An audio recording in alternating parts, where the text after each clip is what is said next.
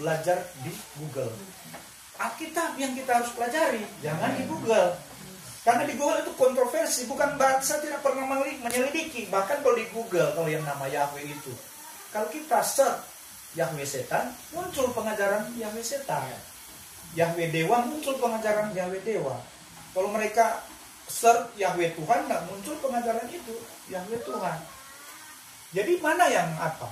Coba kalau Google, kita bilang Tuhan Yesus, Tuhan setannya nah akan muncul. Google takut memunculkan itu, bahkan memang tidak ada di dalam Google itu Yesus bukan Tuhan atau Yesus itu setan. Tidak.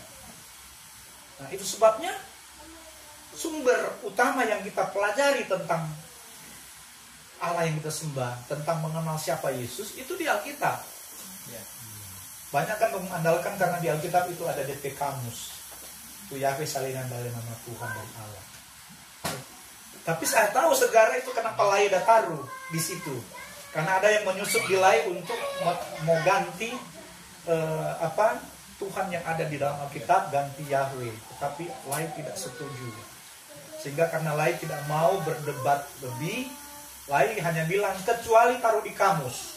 Kemudian mereka ngotot, oh kalau begitu taruh di kamus. Nah itu dia punya sejarah. Bukan berarti maunya Lai taruh di kamus, tapi ada polemik waktu itu.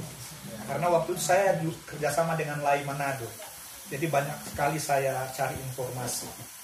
Nah itu sebabnya penting orang tahu. Jangan sampai bilang-bilang ke anak-anak kita supaya jangan sampai ada ajaran di luar Yesus kemudian kita terima. Kita harus tolak ajaran-ajaran seperti itu karena mereka akan menjatuhkan iman Kristen. Kalau orang di luar iman Kristus, maka sudah ada kekuatan, tidak ada kuasa lagi. Saya ini punya pengalaman dalam nama Yesus, salah satu kesaksian tadi, karena dalam nama Yesus, maka ada kuasa, ada kuasa, ada kekuatan yang bisa kalahkan musuh. Amin. Maksa mau berpaling. Kemudian seringkali saya bilang, kalau kan kita pernah viral kan, ada guru besar, pemimpin sinode yang mengatakan Yesus bukan juru selamat, sempat viral. Sekarang dia dipukul Tuhan, lagi stroke berat. Nah, dia yang bilang, kemudian kalau saya mau sharing, kalau Yesus bukan juru selamat, kemudian kalau disalib itu bukan Yesus. Mereka sudah anggap berarti yang salib itu, disalib itu bukan Yesus. Saya bilang, aduh ini sudah pemahaman sangat-sangat keliru. Yesus yang tebus kita, dia sampai rela mati disalib untuk menebus dosa dan pelanggaran kita. Dan dia itu bukan manusia, dia hanya mengosongkan diri jadi sama seperti manusia.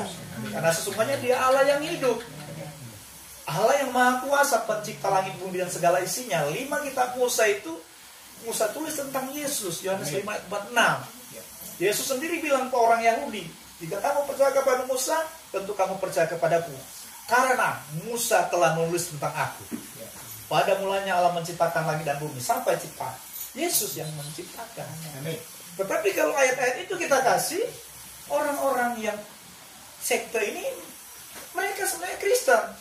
Kenapa mereka tolak? Mereka tidak lagi menerima pengajaran Kristus. Makanya saya bilang kalau sudah seperti ini berarti kalian bukan Kristen. Karena Kristen itu artinya pengikut Kristus. Kalau so ikut lain so bukan Kristen. Sementara mereka yang membela itu di video itu, di postingan itu mereka orang Kristen. Bahkan sampai mereka bilang mereka dari gereja mana? Gereja itu tidak mengagungkan Yahweh. Kenapa kalian sampai memunculkan bahwa gereja dari mereka dari gereja itu? Kalian berlindung di gereja sementara kalian menerima aliran yang sesat. Kemudian mau berlindung di gereja. Mereka setelah itu ada agak terdiam. Mereka mungkin ada yang tegur-tegur. Mereka sudah tidak lagi banyak bicara di grup di FB. Jadi iman yang tak tergugat. Iman di dalam Kristus, iman yang tidak dapat digugat. Karena apa? Kita memiliki firman. Firman Allah itu tidak bisa digugat oleh siapapun. Isi Alkitab itu tidak bisa digugat oleh siapapun. Karena itu adalah kebenaran. Firman adalah kebenaran.